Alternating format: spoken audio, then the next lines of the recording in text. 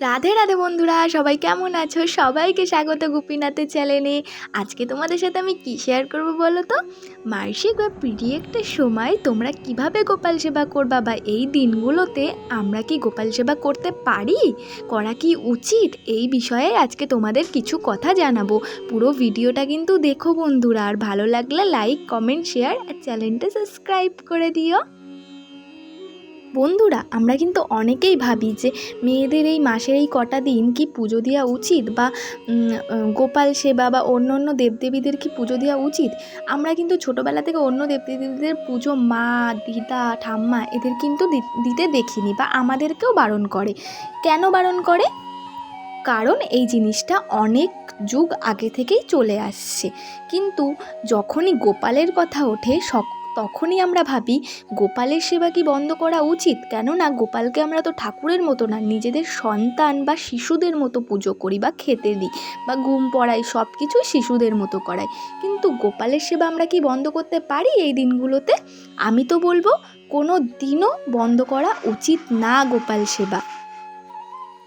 হ্যাঁ, এটাই, বন্ধ করবেই না গোপাল সেবা। কেননা গোপাল তো আমাদের বাচ্চাদের মতো, বা বাচ্চার মতো আমরা সেবা করি। আমরা কিন্তু ঠাকুরের মতো দেখি না, ওকেও আমাদের ফ্যামিলির বা পরিবারের একজন ছোট্ট সদস্য হিসাবে আমরা পুজো করি বা সেবা দিই।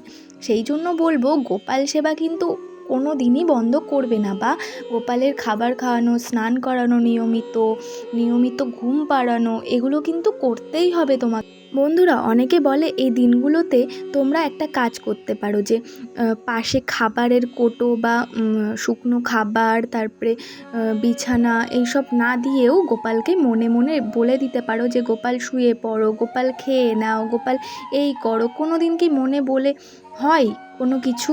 কোনো দিন কি মনে বলে তোমরা করতে পারবে যে গোপাল শুয়ে পড়ো, গোপাল শুয়ে পড়ছে? কোনো দিনই হয় না। আমি তো এই বিষয়ে আর একটা জিনিস বলবো, যে তোমরা যদি তোমাদের ফ্যামিলিতে যদি কোনো লোক না থাকে, তুমি একা, তাহলে অবশ্যই তুমি গোপাল সেবা করতে পারো, বা গোপালকে খেতে দেয়া, ঘুম পড়ানো, সব কিছুই তুমি করতে পারো এই দিনগুলোতে। নইলে তুমি বেশি একটু স্নান করে নেবে, 2বারের জায়গায় 3বার স্নান করবে। একটু স্নান করে গোপালকে শুদ্ধ মনে একটু পুজো দিয়ে দেবে, তাহলে তোমার দেহও শুদ্ধ হবে, গোপাল সেবাটাও কমপ্লিট হবে। আর তোমরা যদি মনে করো যে তোমাদের ফ্যামিলিতে অনেক লোক বা গোপাল সেবা করার মতো অনেকেই আছে, তাহলে আমি বলবো তাদেরকেও সুযোগ করে দেওয়া উচিত গোপাল সেবা। তোমার ওই দিনগুলোতে তাদেরকেও বলা উচিত যে তোরা গোপাল সেবা কর, বা ওরাই নিজের ইচ্ছায় গোপাল সেবাটা করে দেবে। ধরো তোমার ফ্যামিলিতে মা, দিদা, পিসি, কাকা অনেকেই আছে, বোন, ভাই, তাদেরকেও সুযোগ করে দেওয়া উচিত গোপাল সেবা করতে দেয়া। সেই জন্য বলবো, যদি বাড়িতে অনেকে থাকে তাহলে তো কোনো প্রবলেমই নেই, তুমি ছাড়াও অন্যরাও গোপাল সেবা করতে পারবে। আর প্রবলেমটা হলো যখন বাড়িতে কেউ থাকবে না, বা মা বাবা কোনো কাজে বাইরে যাবে, তুমি একা, তোমার এই দিনগুলো চলাকালীন তুমি কি গোপাল সেবা করতে পারবে কি না, তখন এই প্রবলেমটা হবে। তোমার কেউ যদি না থাকে বাড়িতে, গোপাল সেবা করতেই হবে যখন, তখন তুমি করতে পারবে।